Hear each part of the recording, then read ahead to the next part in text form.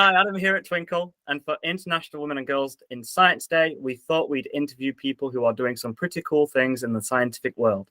Today, I am here with Dr. Jenny Arthur. Hey, Jenny. Hi. How you doing? Yeah, I'm fine, thanks. Cool. Right, so I've got a couple of questions for you about some of the incredible work that you do, and we'll just sort of go from there. Sure. Right, so I'm right in thinking that you're a glaciologist, yeah? Yeah. What's that all about? Yeah, so well, I'm a glaciologist and polar scientist really, so it means I study the polar ice sheets. So the world has two polar ice sheets, Antarctic ice sheet and the Greenland ice sheet.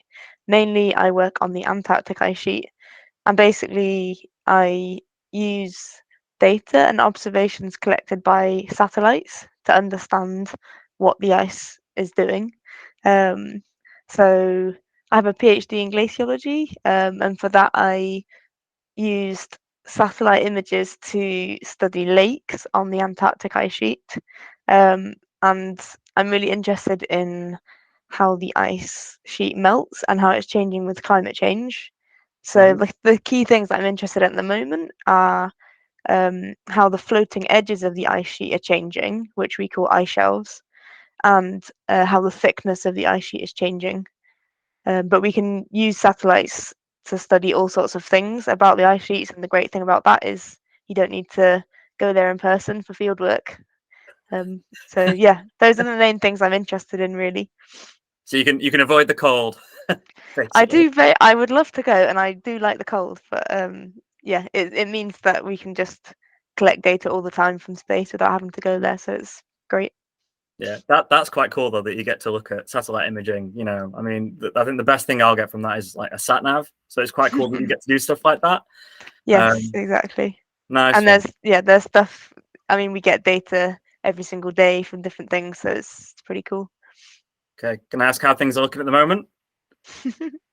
um, It's a very complicated picture. It's difficult to Sorry. sum up just in one sentence, and it depends what you're looking at. I mean, yeah, Antarctica is losing mass, but it's a very complicated picture, and it's kind of difficult to sum up in one sentence, really.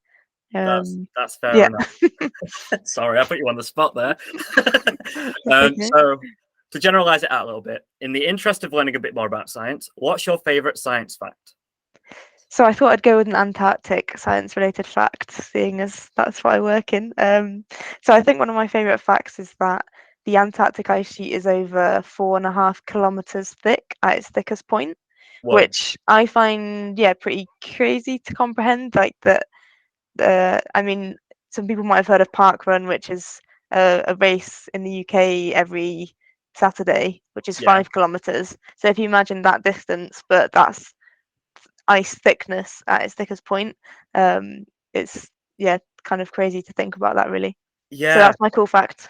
that is a very cool fact. You kind of you imagine that kind of distance as being, sort of like long, not depth. Exactly. So Yeah, yeah, like the exactly. fact that the ice is that thick. Wow. Yeah. Okay. That's at the center of the ice sheet. It then thins out towards the edges and will be only like much thinner than that at the edges. But yeah. You can imagine entire mountain ranges buried by ice. That's what a lot of the Antarctic ice sheet is. That's mad. That's really cool. Thank you for sharing. I've learned a thing. Um, Yeah. and so are the people listening in. So speaking of cool things, what's the coolest thing you've done from working in science? I think probably one of the coolest things is, so during my PhD, I got the chance to live for just over 3 months in Greenland, in their capital called Nuuk, Wow. which was for doing some scientific research with some people at a research institute in Greenland. And yeah, I was really lucky to get to go because the pandemic was still kind of going on at the time. But it was just probably the highlight of my PhD, and Greenland is just a very special place. And the landscape's beautiful, the fjords, lots of icebergs and snow, and northern lights, of course. And yeah, it's just a really great opportunity, I think.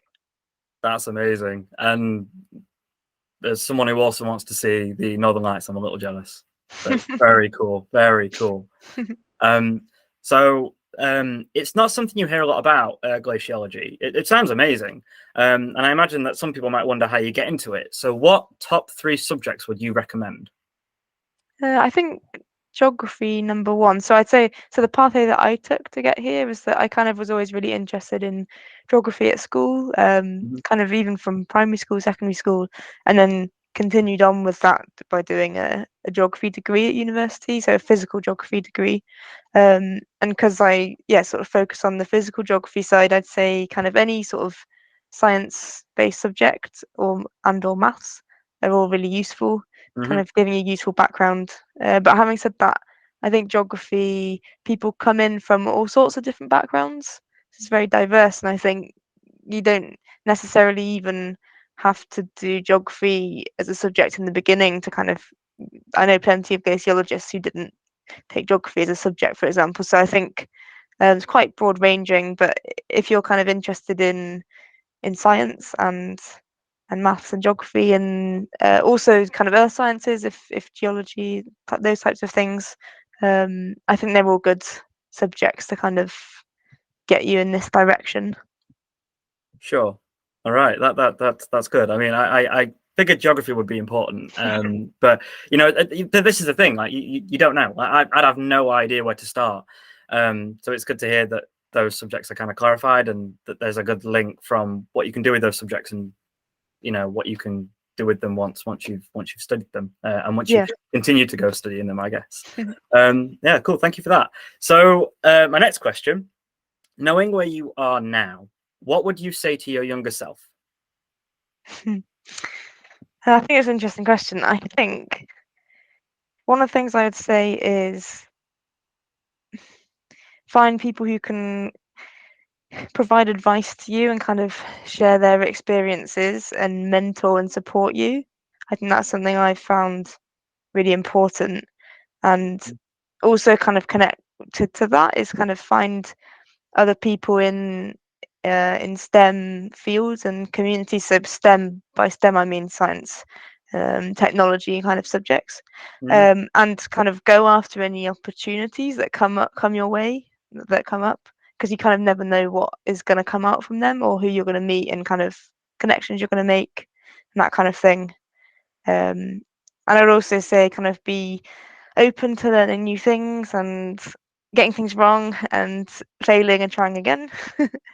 And and just to remember as well that like science, and especially I guess polar science for me, like in my field, is for everyone, and is kind of full of kind of very diverse people. And I think it's important to remember that science is, everyone can kind of follow a science path if they want to, if that's something they're interested in. I think it's super important what you said about not being afraid to fail and to like reach out and connect. You know, certainly being in when I worked in a school as a teacher, there was a lot of that, and it's so important people realize that it's okay to get things wrong. That's how you learn. Exactly. So it's good to see that mindset's there, you know, wherever you go in life. Yeah, really good advice. Thank you. And then sort of as a bit of a link to this question, some listeners might wonder if science is right for them. As a woman in science, what would you say?